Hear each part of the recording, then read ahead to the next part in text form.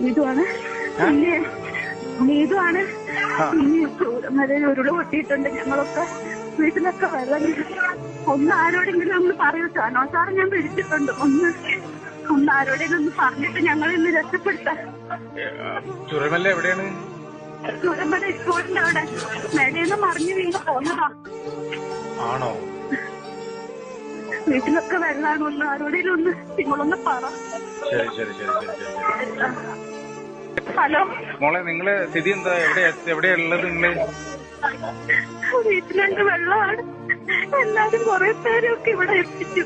ഇനി അറിയില്ല, പുറത്തിറങ്ങാൻ പറ്റാത്ത അവസ്ഥ. അല്ല പിന്നെ